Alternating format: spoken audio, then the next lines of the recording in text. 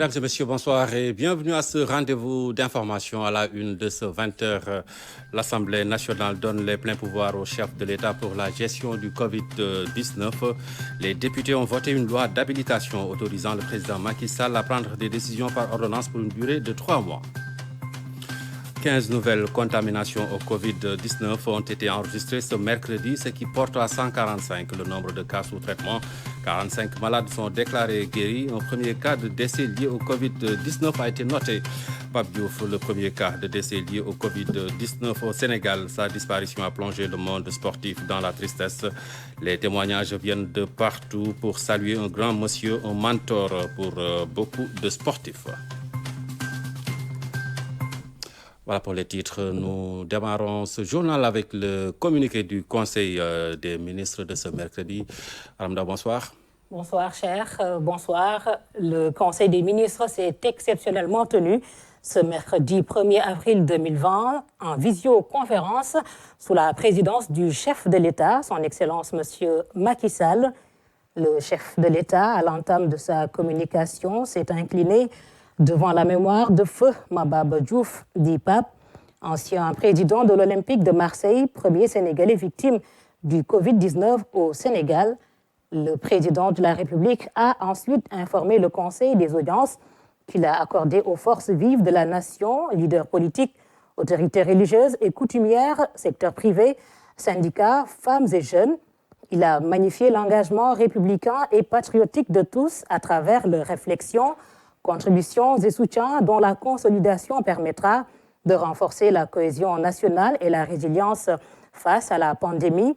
Le chef de l'État a, à ce titre, demandé au ministre de la Santé de veiller à la prise en charge adéquate de tous les patients ainsi que de leurs contacts identifiés dans les établissements sanitaires ciblés et sites d'accueil retenus.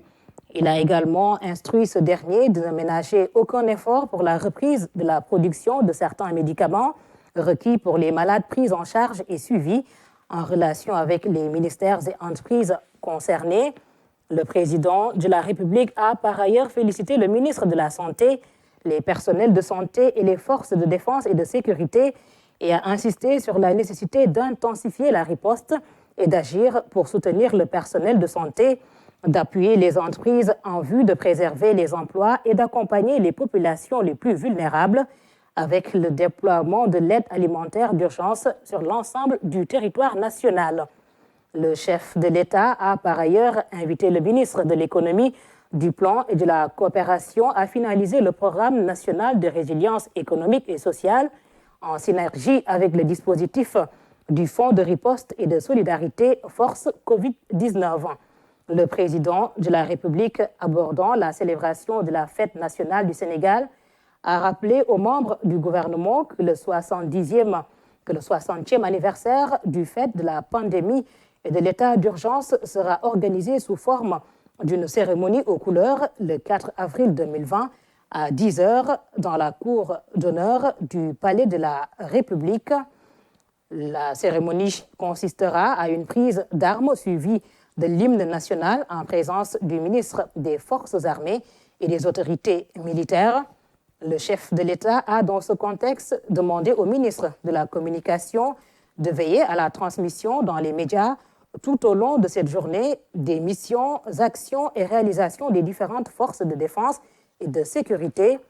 Le président de la République a, au titre de la gouvernance et de la rentabilisation des infrastructures numériques, demandé au ministre de l'économie numérique et au ministre des Finances et du Budget de prendre toutes les dispositions pour finaliser l'évaluation du patrimoine des infrastructures numériques nationales et lui proposer un système durable de valorisation et de rentabilisation selon les normes internationales.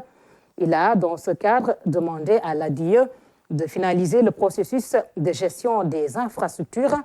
Le chef de l'État a clos sa communication sur le climat social et la gestion et le suivi des affaires intérieures en demandant au ministre en charge de l'équité territoriale, avec le soutien du ministre des Finances et du Budget, d'accélérer les travaux relatifs au programme d'urgence de modernisation des axes et territoires frontaliers PUMA. Le président de la République a en outre évoqué la préparation de la campagne agricole 2020-2021 en demandant que les actions nécessaires au paiement intégral des subventions sur les cessions d'intrants agricoles soient prises. Le chef de l'État a enfin, au sujet du programme d'assainissement du pôle urbain de Diamniadio, demandé au ministre de l'Eau et de l'Assainissement de prendre les dispositions appropriées afin de procéder à l'extension des capacités de la station d'épuration actuellement fonctionnelle dans la dite zone en relation avec la délégation générale des pôles urbains de Diamniadio et du Lac-Rose, DGPU. Au titre des communications. Le ministre d'État, secrétaire général de la présidence de la République, a fait une communication sur la réalisation des grands projets infrastructurels et d'équipements initiés par le chef de l'État. Le ministre des Finances et du Budget a fait une communication sur les ouvertures de crédit pour les dépenses liées à la lutte contre la pandémie. Il a par ailleurs rendu compte de la tenue du Conseil des ministres de l'UEMOA et de l'organisation prochaine d'un sommet des chefs d'État de l'Union. Le ministre des Affaires étrangères et des Sénégalais de l'extérieur a fait une communication sur la situation de la pandémie dans la diaspora et du soutien social urgent attendu au niveau des ambassades et consulats. Le ministre des Forces armées a fait le point sur les dispositions prises et sur le déroulé de la célébration de la fête du 4 avril prochain. Le ministre de l'Intérieur a fait le point sur la mise en œuvre de l'état d'urgence et le couvre-feu. Le ministre de l'Économie, du Plan et de la Coopération a fait le point sur le contexte actuel économique et mondial et présenté un plan national de résilience économique et sociale. Le ministre en charge de l'équité a fait le point sur les dispositions prises en vue d'une organisation de l'aide alimentaire. Le ministre de l'Agriculture et de l'Équipement rural a fait une communication sur la préparation de la campagne 2020-2021 et l'évaluation du programme national d'autosuffisance en riz, PNAR. Le ministre de l'Éducation nationale et le ministre en charge de l'enseignement supérieur ont proposé au président de la République, qu'il a validé, le report de la rentrée scolaire et universitaire initialement prévue le 6 avril au 4 mai 2020. Il a par ailleurs été décidé de l'accompagnement des daras modernes à hauteur de 330 millions en denrées alimentaires. Le ministre en charge des transports terrestres a fait le point sur la situation du transport urbain et interurbain. Le ministre de la Santé a fait le point sur la situation de la pandémie liée au Covid-19, l'état d'exécution du plan de contingence et la stratégie médicale mise en œuvre face à la pandémie. Le ministre de l'Industrie a fait le point sur l'impact de la pandémie sur les industries et les petites et moyennes entreprises. Le ministre en charge du Travail a fait une communication sur l'impact de la pandémie dans le milieu du travail et les mesures préconisées pour soutenir les entreprises dans la prise en charge des salaires. Le ministre de la Formation professionnelle a informé de la décision de la Banque mondiale d'appuyer les artisans. Le ministre, auprès du président de la République en charge du suivi du plan Sénégal émergent, a fait le point sur le suivi du PSE. Au titre des textes législatifs et réglementaires. Le Conseil a examiné et adopté le projet de loi complétant certaines dispositions de la loi 81-52 fixant la limite d'âge d'admission à la retraite des médecins, pharmaciens, chirurgiens, dentistes et des docteurs vétérinaires. Le projet de loi modifiant l'article L69 de la loi numéro 97-17 du 1er décembre 1997 portant Code du travail. Le projet de décret créant et fixant les modalités d'organisation et de fonctionnement du fonds Force Covid-19. Au titre des mesures individuelles.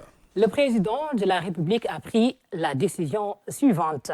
Madame Aminata Ly, conseiller des Affaires étrangères, matricule de solde numéro 604-449A, est nommée directeur des partenariats et de la promotion économique et culturelle au ministère des Affaires étrangères et des Sénégalais de l'extérieur, poste vacant.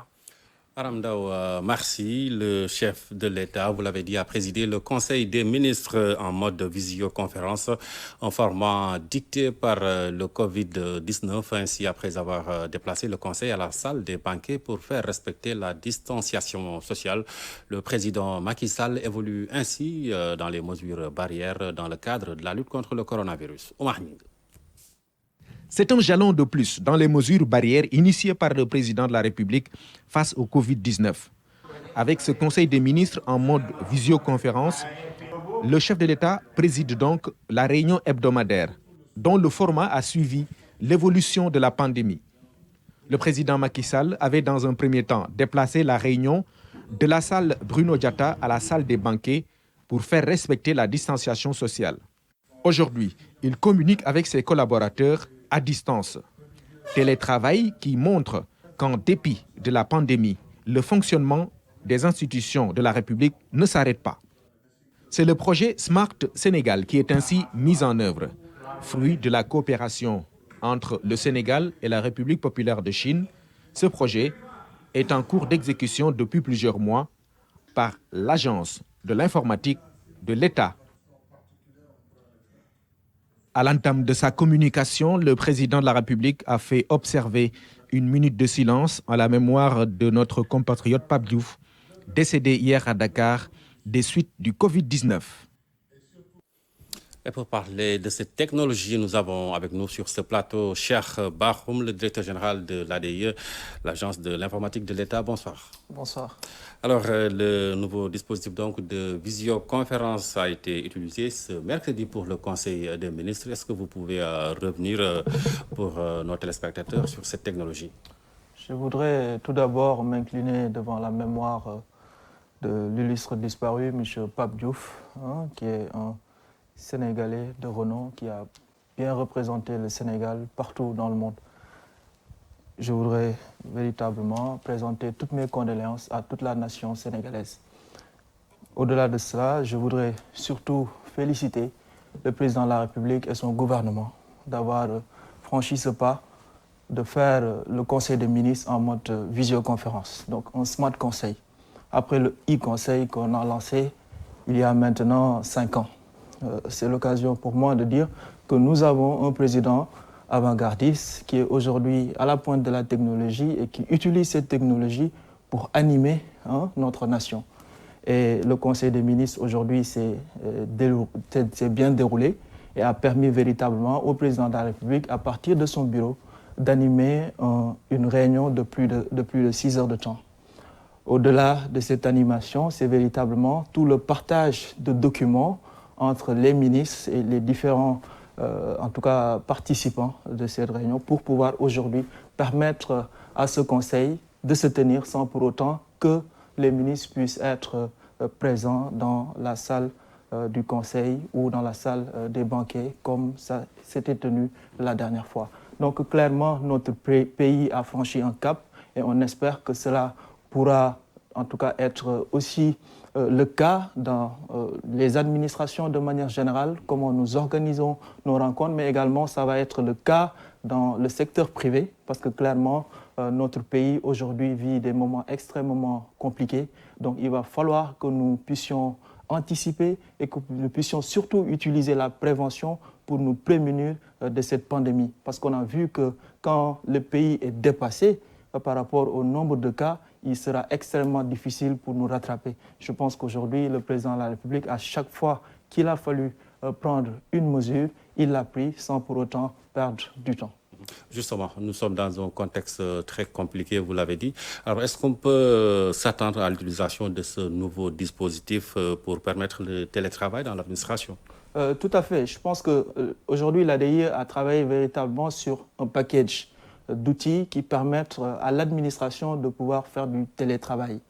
Clairement, aujourd'hui, de plus en plus, nous constatons qu'il y a des administrations qui ont décidé à ce que leurs agents puissent rester à la maison, mais doivent également continuer le travail qu'ils font tous les jours. Aujourd'hui, grâce à ces outils-là, c'est possible. Par exemple, au niveau de l'agence, nous avons mis en place un outil de téléconférence. Donc, c'est un site web disponible sur l'intranet administratif et clairement, les agents qui veulent organiser des rencontres en mode visio peuvent aller sur cette plateforme et le faire de manière instantanée. Au-delà de cette téléconférence, nous avons également un dispositif qui permet aujourd'hui de suivre l'ensemble des projets qui sont gérés dans une administration. C'est suivre les activités, suivre les tâches, suivre également donc, tout le planning donc, dédié à un projet quelconque.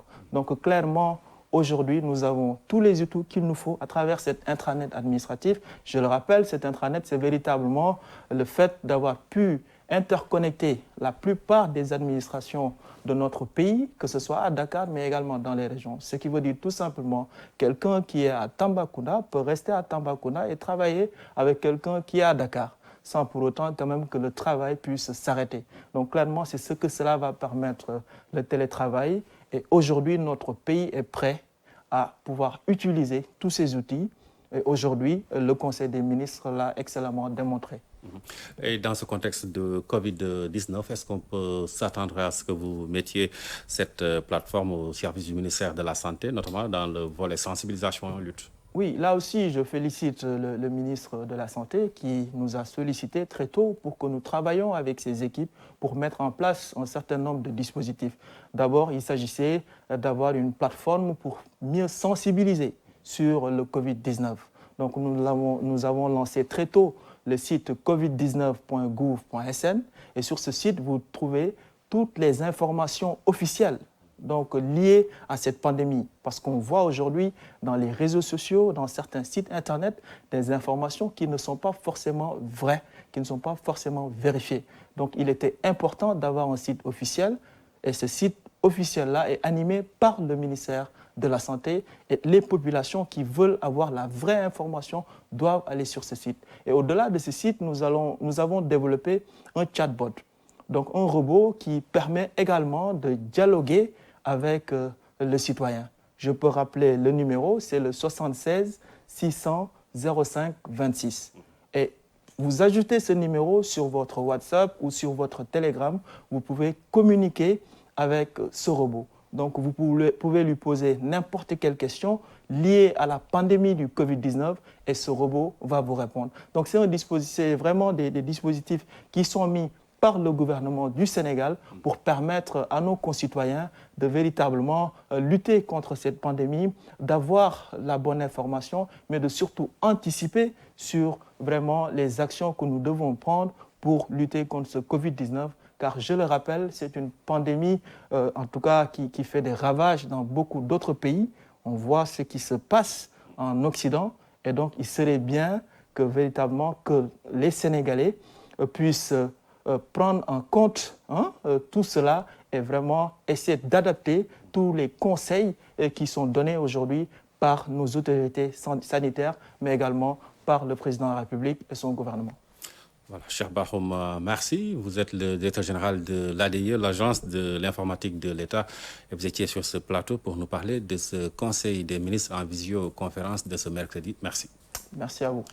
Les députés, je vous le disais en titre, donnent les pleins pouvoirs au président de la République pour la gestion du Covid-19. Ils ont adopté à l'unanimité le projet de loi d'habilitation. Le président Macky Sall peut désormais prendre toutes les mesures liées au Covid-19 par ordonnance et pour une durée de 3 mois. Cher Pambagay.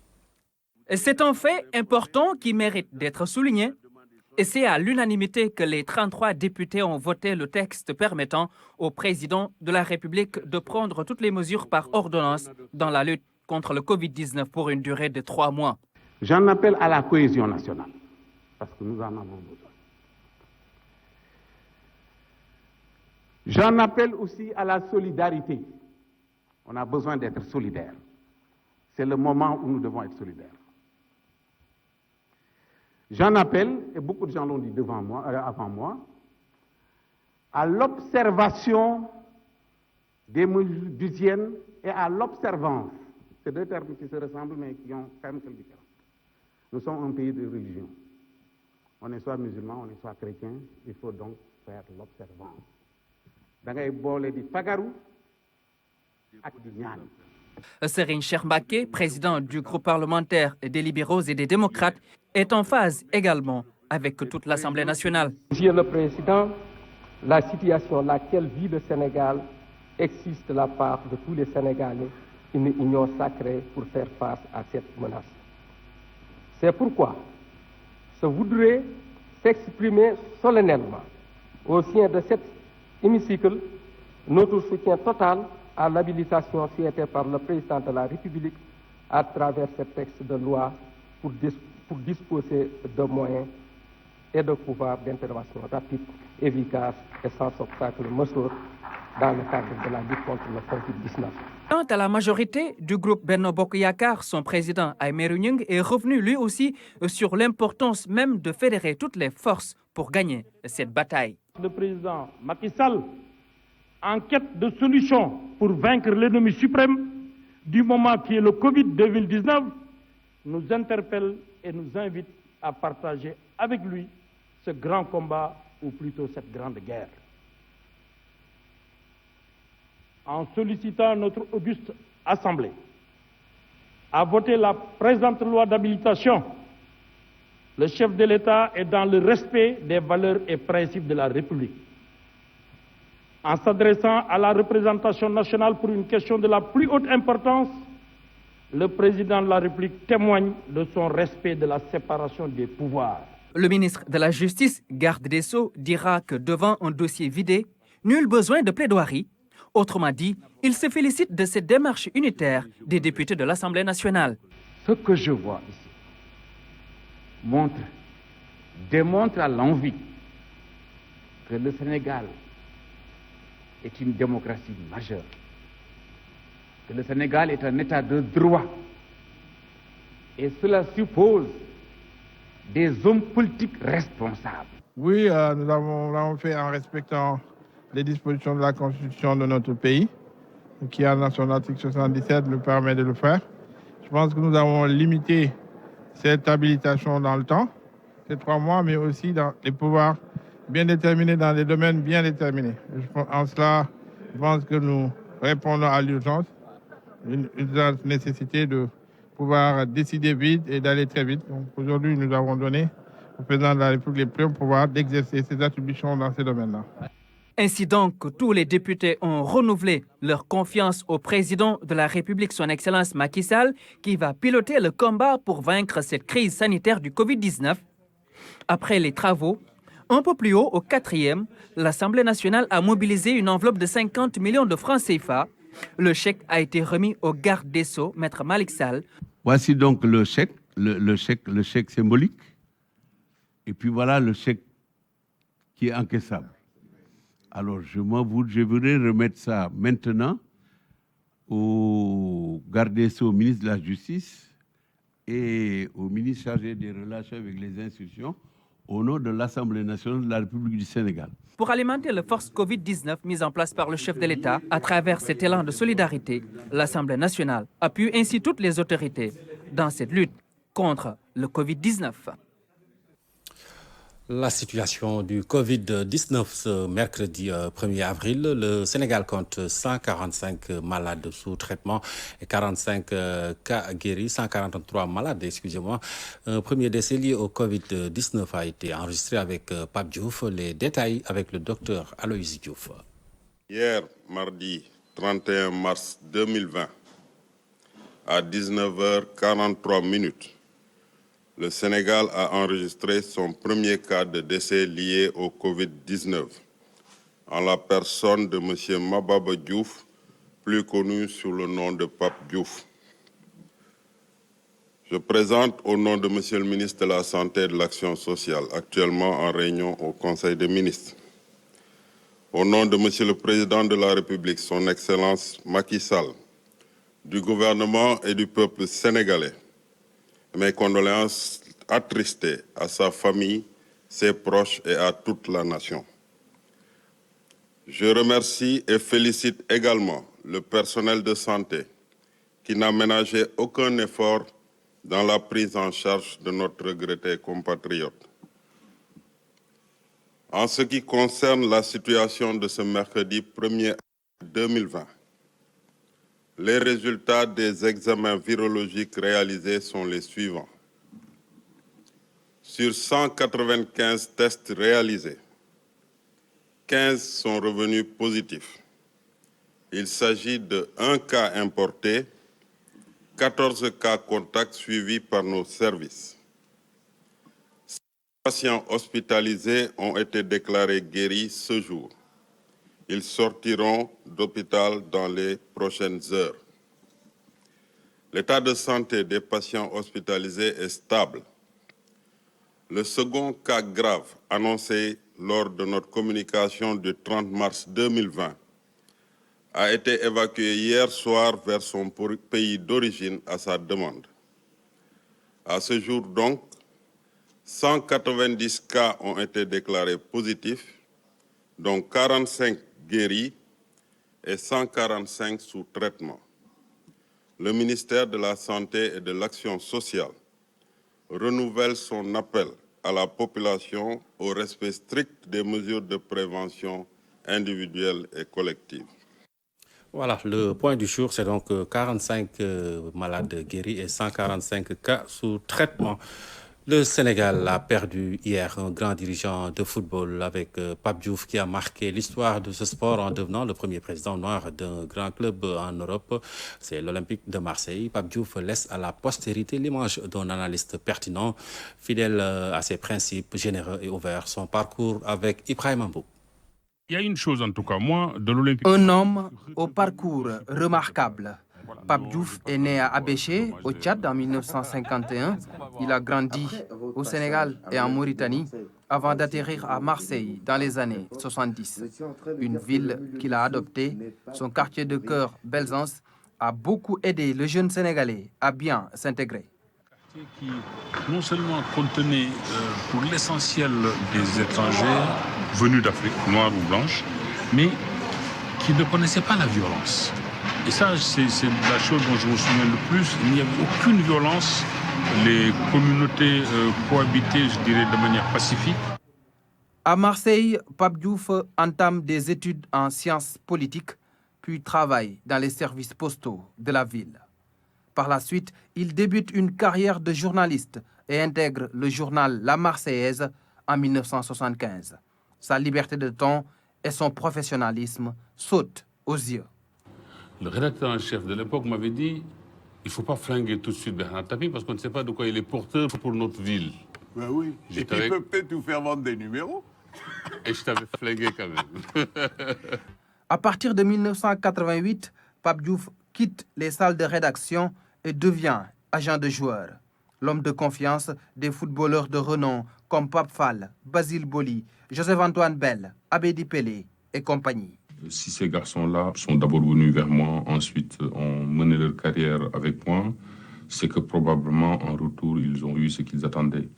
Et dès lors que de tels garçons, à la personnalité aussi forte pour chacun, si eux-mêmes, ils avaient donc crédibilisé le travail que je faisais, c'est sûr que pour ceux qui étaient derrière, c'était peut-être un peu plus facile, quoi. En quelque sorte, oui, je peux dire qu'ils m'ont peut-être servi de caution morale au départ. Dans les années 2000, Pape Diouf franchit un autre palier en devenant directeur sportif, manager général et cerise sur le gâteau, président de l'Olympique de Marseille en 2005. C'est le premier noir à ce niveau de responsabilité en Europe.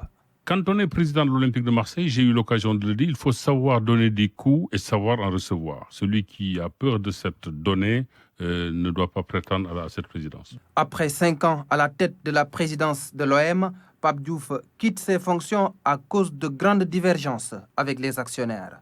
Mais il n'a jamais quitté le monde du football. Pape Diouf a souvent défendu ses idées avec brio, un verbe fleuri et des arguments convaincants.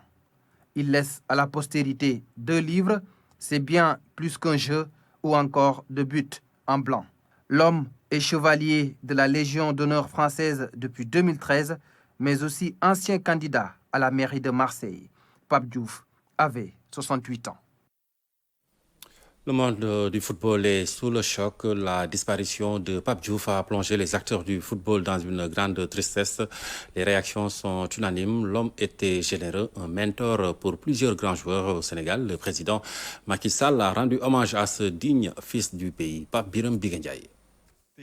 C'est une véritable onde de choc qui s'est abattue sur la planète foot. La disparition brutale de Pape Diouf a secoué le Sénégal, l'Afrique et la France. Les réactions sont venues de partout. Les hommages se multiplient, vous l'avez vu, de Macky Sall, le président du Sénégal, à ses anciens joueurs comme Basile Boli. Le président de la République Macky Sall a rendu hommage à cette grande figure du sport, un dirigeant engagé, dira-t-il, une éminence grise du football. Le chef de l'État a suivi de près l'état de santé de Pape Diouf depuis son admission à l'hôpital. Il a présenté les condoléances de la nation à sa famille. D'anciens joueurs ont salué la mémoire de Pape Diouf. Ceux-là qui étaient en affaire avec l'ancien président du club phocéen et aussi proches de lui. Grégory Coupé, Basile Boli, Djibril Cissé, Marcel Desailly, Samir Nasri, Didier Drogba ou encore Franck Ribéry. Mentor de plusieurs joueurs devenus de grandes stars, Pape Diouf laisse derrière lui un grand vide. Pape a été mon ange gardien pendant toute ma carrière, un très bel ami. Sa voix unique me manquera à jamais. Plus aucune place pour la rivalité. Très triste d'apprendre le décès d'un monument de notre football. Il représente aussi pour beaucoup de Marseillais un exemple de réussite, d'un garçon qui s'est extrait des difficultés pour arriver quasiment au sommet. Donc c'est un exemple, Pape Diouf. Habib Beye, ancien défenseur de l'OM, a perdu un père, un homme exceptionnel. Réaction également de Sadio Mané sur Instagram. Une pluie d'hommages qui s'abat sur le monde du foot. Didier Deschamps, Khalilou Fadiga, Samuel Eto'o, Pape Thiaw, Mamadou Niang, Joseph-Antoine Bell, le premier joueur représenté par Pape Diouf, à l'époque où il était agent. Entre les deux hommes, il n'y avait pas de contrat, juste une poignée de main pour marquer un lien indéfectible. Des dirigeants tels que Jean-Michel Aulas, des techniciens comme José Anigo ont tous admiré l'homme. Ce fils adoptif de la Provence, Marseille, qui s'est réveillé ce matin, dont la plus grande tristesse, en se rappelant au bon souvenir de cette figure emblématique du football africain et marseillais. Moi, je vous connais bien quand même. Ah bon, moi aussi je vous connais. Non. Pape Diouf est mort et Marseille pleure. Pape Diouf, à jamais dans les cœurs et les esprits, l'homme à la moustache légendaire était un personnage multidimensionnel.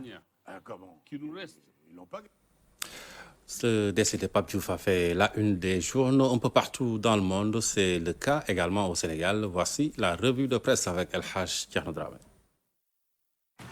C'est la pire nouvelle qui pouvait tomber en cette période de lutte contre la pandémie du Covid-19.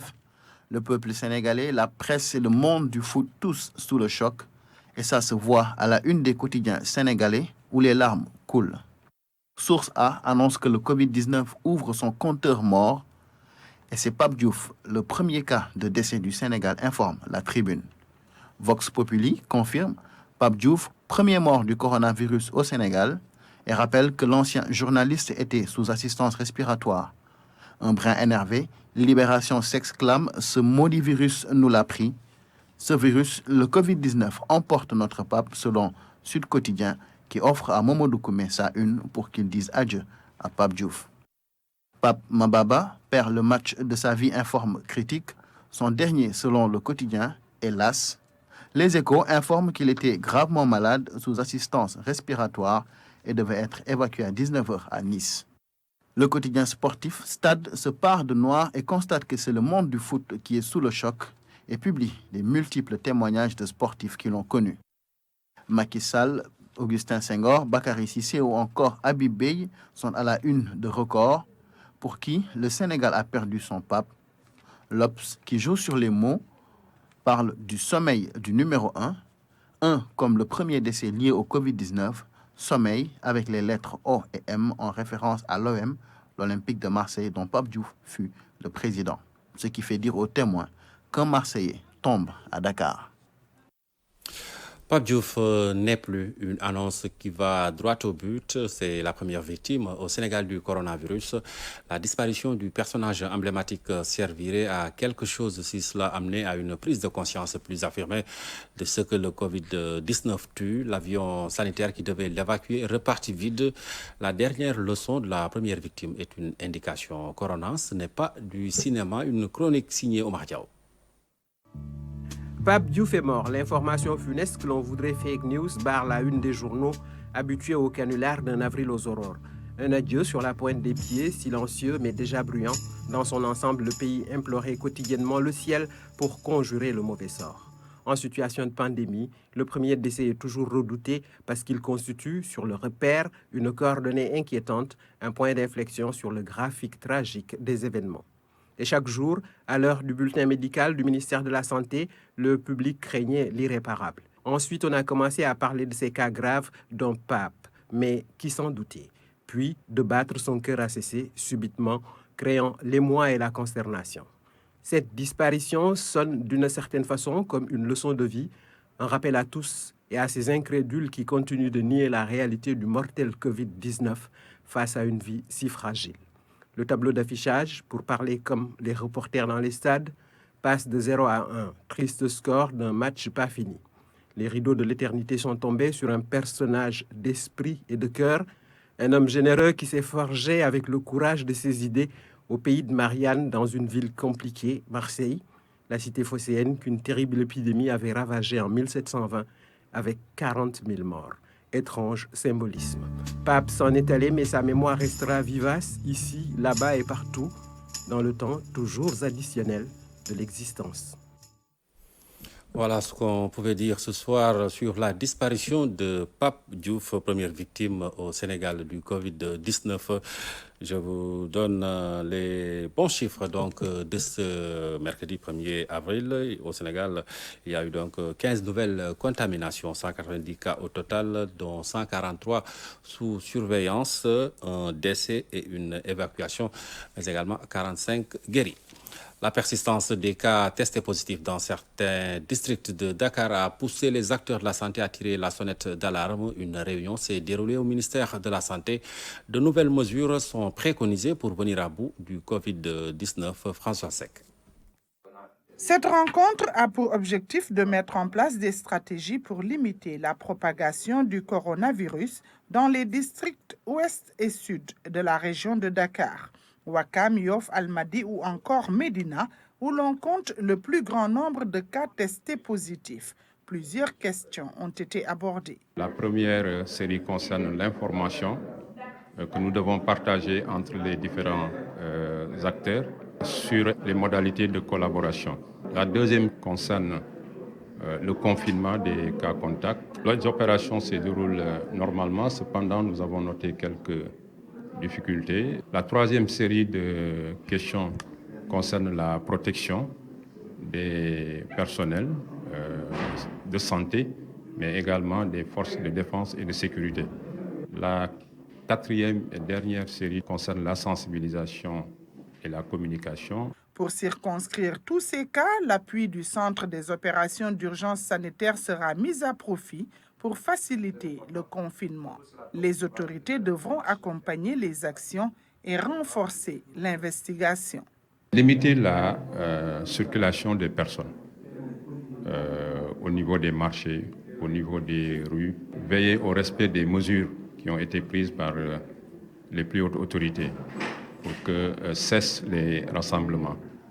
C'est également réussir le confinement des cas contacts dans les réceptifs hôteliers que nous avons identifiés. C'est également améliorer le transport de ces cas contacts en vue de les mettre en lieu sûr. C'est aussi répondre de manière très précoce donc, aux sollicitations des personnes qui ressentent des signes. Adopter une approche collective et appliquer les recommandations demeurent les conduites à tenir. À ce jour, le Sénégal compte 190 cas positifs, dont 45 guéris, un évacué et un décès. À l'échelle du continent, la lutte contre la propagation du Covid-19 s'intensifie. Plus de 5000 cas ont été jusque-là enregistrés. Au moins 190 personnes ont succombé entre confinement et autres mesures de prévention. La riposte s'organise partout sur le continent. Le point avec Pablo Chao. Sur le continent, plus de 5700 cas ont été jusque-là recensés et au moins 190 personnes emportées par le coronavirus. Pour faire face à la propagation de la pandémie, les leaders du continent multiplient les mesures de prévention. Le Nigeria a décrété le confinement total de Lagos et d'Abuja, les deux principaux foyers du pays. Même mesure en Afrique du Sud, où plus de 1353 personnes sont positives au Covid-19. La Tanzanie, le Botswana ou encore le Sénégal viennent de déplorer leur premier cas de décès. Pendant ce temps, l'Éthiopie annonce le report des élections générales qui étaient prévues le 29 août prochain. Selon les données du Centre africain de contrôle et de prévention des maladies, le CDC, plus de 371 personnes touchées par le Covid-19 ont recouvré la santé sur le continent. À ce jour, 5 États africains figurent parmi les pays jusque-là épargnés par la pandémie. Il s'agit de l'archipel des Comores, du Lesotho, du Malawi, de Sao Tomé et Principe et du Soudan du Sud, des pays où le coronavirus ne s'est pas encore déclaré, mais qui ont tout de même pris des mesures de prévention. Dans le reste de l'actualité, la célébration du 60e anniversaire de l'indépendance ce samedi avec une prise d'armes au Palais de la République. À ce propos, le point reçoit le médecin-colonel Abdelaziz Ndiaye, directeur de la santé des armées, dont le rôle dans la riposte nationale contre le Covid-19 est déterminant. Même si le pays connaît sa première victime, l'espoir reste permis selon lui. Le pays est préparé à toutes ces éventualités. Nous l'écoutons avec Ousmane Garifaye. Lorsque l'épidémie arrive au Sénégal, on savait déjà le germe responsable. On savait déjà le réservoir qui est l'homme. On connaissait déjà le mode de contamination. Et également, on connaissait déjà les gestes barrières. Donc, plus ou moins, la Chine, la République populaire de Chine, a servi de laboratoire au reste du monde. Ce qui nous a permis peut-être nous certainement disons, de mieux gérer, de mieux nous préparer à cette épidémie lorsqu'on a eu nos premiers cas.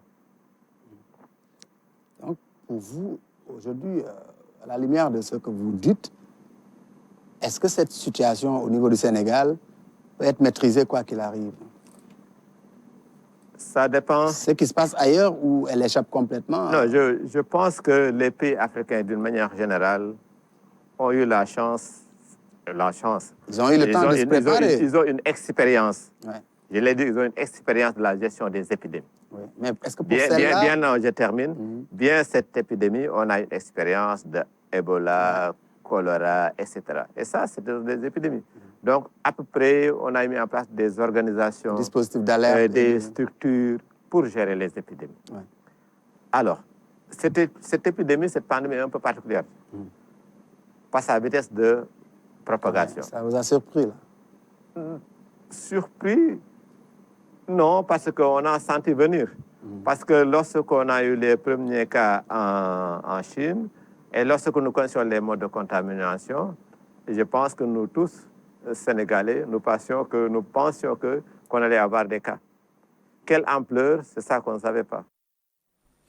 Le médecin-colonel Abdelaziz Ndiaye, directeur de la santé des armées, invité de l'émission Le Point, c'est à suivre. Après ce journal, le rôle de la Brigade nationale des sapeurs-pompiers dans la lutte contre les pandémies et les catastrophes, c'est le titre du documentaire que nous vous proposons après le journal télévisé. Dans ce numéro, il est question des ressources matérielles et humaines dont dispose la Brigade des sapeurs-pompiers pour faire face à ces défis. Voici un extrait.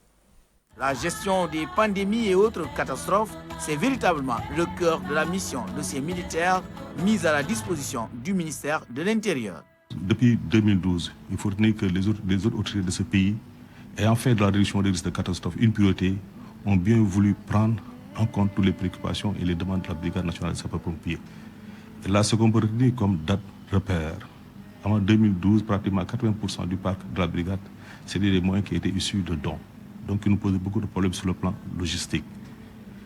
Mais conscient de la position de la brigade dans son rôle déterminant en matière de gestion des risques de catastrophe et de pandémie, l'État a décidé vraiment d'octroyer à la Brigade nationale de sapeurs-pompiers des moyens supplémentaires pour mieux faire face à sa mission et assurer davantage la sécurité des populations. Des dates phares ont marqué cette montée en puissance voulue par les pouvoirs publics. Vous pouvez suivre l'intégralité de ce documentaire, c'est après ce journal.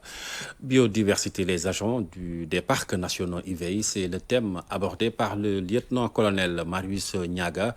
Il est le conservateur vétérinaire, le conservateur vétérinaire est revenu sur les relations entre l'homme et l'animal dans la transmission de certaines maladies, l'impact de la destruction des forêts sur cette relation. Voici le lieutenant-colonel Marius Niaga au micro de Alioune Badarakan. Souvent, quand il y a des pandémies, ça permet de mettre en lumière le rôle que jouent les animaux par rapport au stade précoce des maladies. Vous l'avez vu avec le Covid-19, les gens accusent, à raison ou à tort, certains animaux sauvages de la faune. Et pour dire que l'émergence de ces maladies chez l'homme peuvent être endiguées si toutefois on prenait en compte l'effet qui se trouverait au niveau de la faune. C'est-à-dire, si on parvient à voir que c'est dans la faune où la maladie débute, avant de se retrouver chez l'homme, on peut endiguer cette maladie au niveau de la faune et ne plus avoir de problème au niveau de l'homme. Ça s'est passé dans certains pays de l'Afrique, de l'Europe de l'Ouest, où on a vu que la rage, qui fait beaucoup de dégâts au niveau humain, on a vu que ça se manifestait chez les renards. Ça commençait chez les renards avant d'arriver chez l'humain. Donc il a suffi tout simplement de vacciner les renards et du coup, certains pays de l'Europe de l'Ouest n'ont plus de rage humaine. Donc pour dire qu'au début, on a un peu écarté. Au niveau de la santé, les gens ont fait beaucoup de découvertes. Ils ont essayé trop en avance, ils ont fait des essais. Mais le côté animal, surtout faune sauvage, a été oublié. Alors qu'il y a des milliers et des milliers de maladies qui s'y développent. Du fait qu'il y a beaucoup d'espèces. L'humain, c'est un seul homme. On parle de pédiatres qui s'occupent des enfants et autres. Chez les vétérinaires déjà, il y a déjà le chien, il y a déjà le cheval.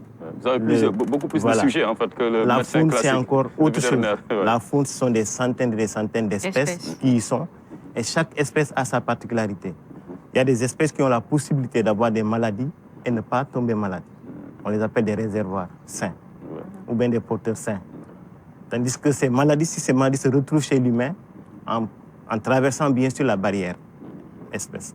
Ce n'est pas toujours facile de traverser la barrière espèce, mais l'homme contribue à la traversée de cette barrière. En quoi faisant?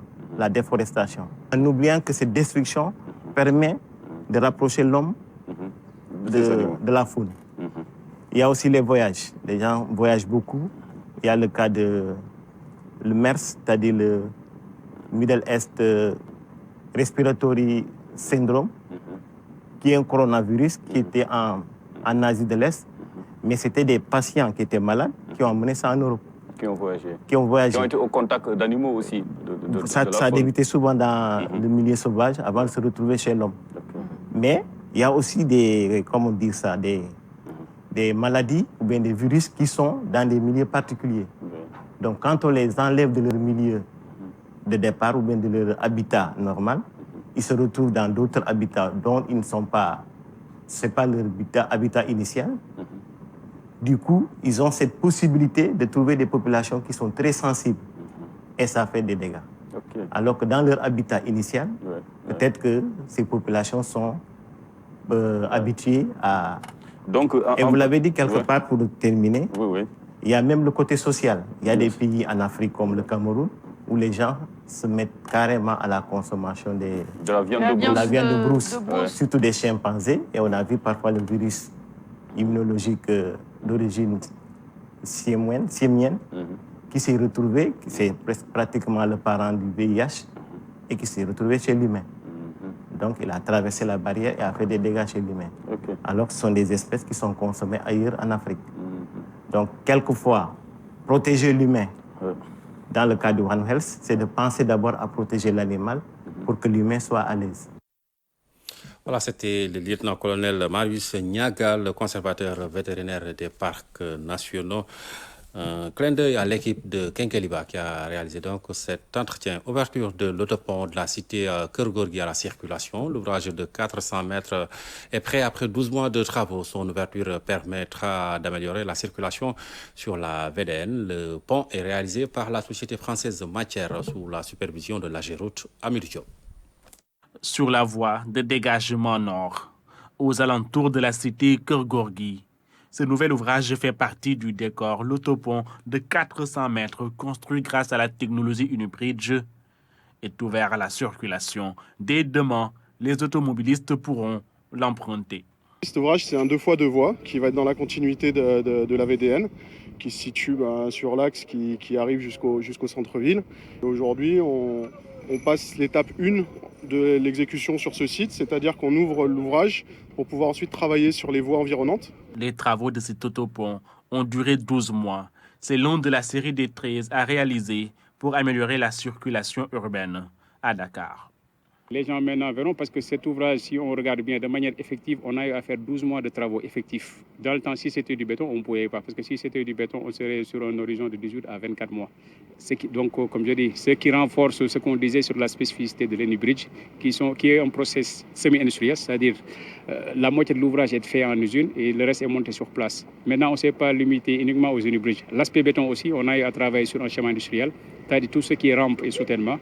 On a eu à faire un process avec une usine qui a été montée à Diamniadio, où il y a plus de 200 jeunes Sénégalais qui ont été formés au métier de la préfabrication. L'ouverture de cet autopont à la circulation va capter le trafic, ce qui va libérer les voies secondaires et permettre à l'AGEROUTE d'aménager ses tronçons et de réaliser des parkings dans cette zone qui concentre beaucoup d'entreprises. On voit que sur cet axe, il y a beaucoup d'entreprises, donc on va leur permettre déjà de pouvoir stationner normalement, de lutter contre le stationnement anarchique sur cette zone et un peu égayer la zone en mettant des plantes et du mobilier urbain. La prochaine livraison est prévue au mois de juin 2020. Il s'agit de l'autopont Saint-Lazare, toujours sur la voie de dégagement nord. Voilà, c'est la fin de cette édition. Merci de nous avoir suivis. Bonne suite des programmes en compagnie de la RTS. Et restez chez vous. On participe ainsi à la lutte contre le Covid-19.